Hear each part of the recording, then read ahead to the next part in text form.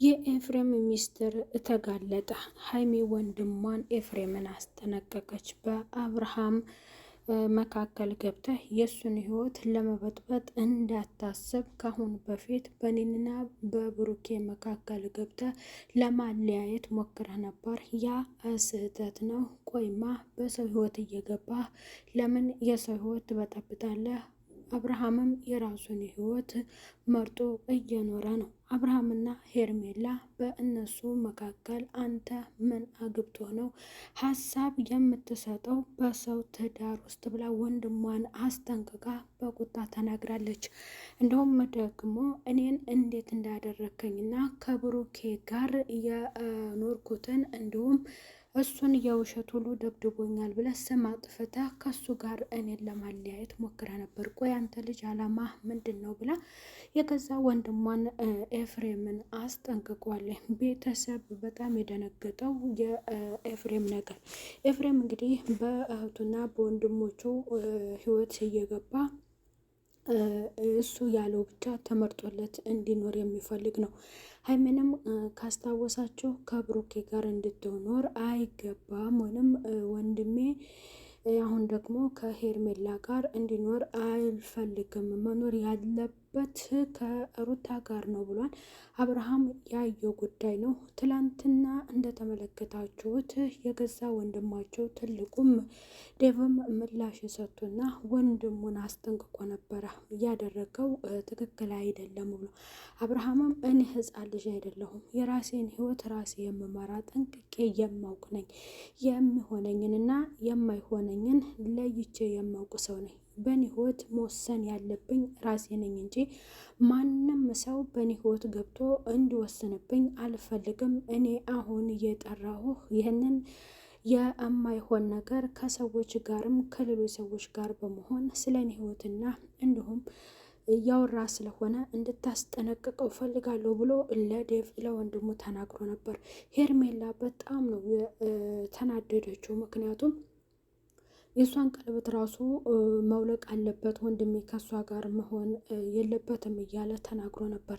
ታዲያ በጣም ያስቆጣት ሀይሚ የኔ እንደዛ አድርገኸው አንተ ባደረግከው አልሆነም፣ መጨረሻው ያው ፍቅር ያሸንፋል፣ ከብሩኬ ጋር ቀጥያለሁ፣ ግን ደግሞ እኔንም እንደዚያ አድርገኸኝ አሁን ደግሞ ለምን በአብርሃም ህይወት ትገባለህ ብላ በጣም በቁጣ ነው የተናገረችው ማለት ነው። ቤተሰብ ሰላም ጤና ይስጥልኝ። ውድ እየተከበራችሁ የቻናሌ ተከታታዮች ቤተሰብ በሙሉ በያላችሁበት ሰላማችሁ ይብዛልኝ። የኤፍሬም ሚስጥር ተጋልጦበት ሀይሚ ዝርግፍ አድርጋ አስጠንቅቀዋለች ማለት ነው።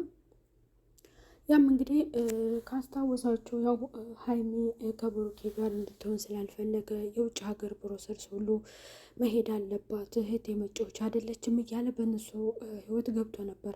አሁን ደግሞ ከልጁ እናት ጋር ነው አብርሃም መኖር ያለበት ብሎ እያስጠነቀቀ ነበርና ሀይሚ ከባድ ውሳኔ እንዲሁም አስጠንቅቀዋለች ማለት ነው። የሚያገባህ ነገር የለም በእነሱ መካከልና በሰው ህይወት እየገባ አንተ የመወሰን መብት የለህም። ምን አገባ? ከአንድ ቤት ውስጥ እህትህንና ወንድምህን ለምን በዚህ ልክ ትጎዳለህ?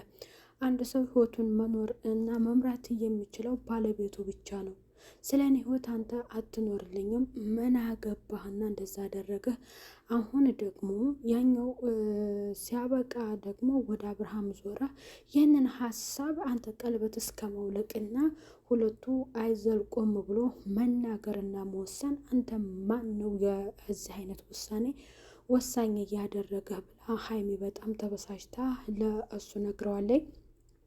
እሱ ደግሞ እኔ የሚሆናችሁን የመጀመሪያውን እንዲመርጥ ስለምፈልግ ነው።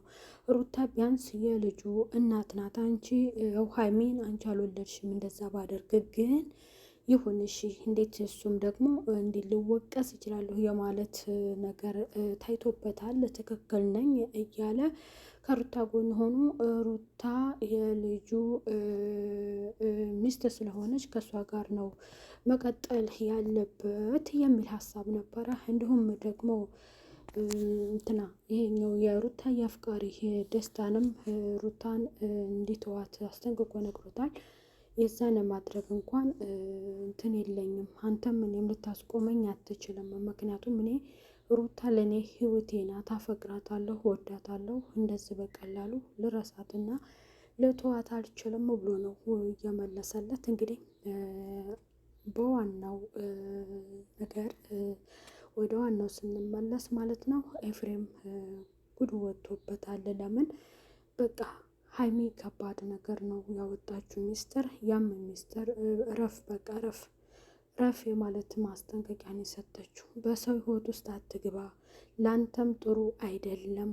እንደ ሰው ከሌሎች ሰዎች ጋር ሆነ የሚልሁን ነገር የገዛ እህት ወንድሞችህ ላይ የምታደርገውንና በእነሱ ሀሳብ ገብተህ የምትሰጠው ውሳኔ ላንተ ጥሩ አይደለም፣ ብትጠነቀቅ ይሻላል ብላ ሀይሚ ተናግራለች ማለት ነው። እንዲሁም አብርሃም አስጠንቅቆታል። ምንም የሚያገባ ነገር የለም፣ ረፍ በቃ ተጠንቀቅ ብሎ እንዲተውና በሄርሜላ ጉዳይ ደስተኛ እንደሆነ ከሄርሜላ ጋር እንደሚዘልቅ ነው የተናገረው ማለት ነው። ያው ደስታም ቢሆን ከሩታ ጋር ልለያይ አልችልም፣ አንተ የሚያገባ ነገር የለም እስከ ማለት ድረስ ደርሶ አስጠንቅቆ ነግሮታል። ኤፍሬም እንግዲህ ከሌሎች ሰዎች ጋር እየሆነ ነው። እንዲሁም አቤልም ቀለበቱ መውለቅ አለበት ብሎ ለአቤል ሲነግረው ያንን የማድረግ ሞራን የለህም፣ እኔ በጣም የምሳሳለት ጓደኛ ስለሆነ ለሱ የሚጠቅመው ነገር ነው የምመለከተው ነበር ያለው ባለፈው ክፍል ላይ ማለት ነው።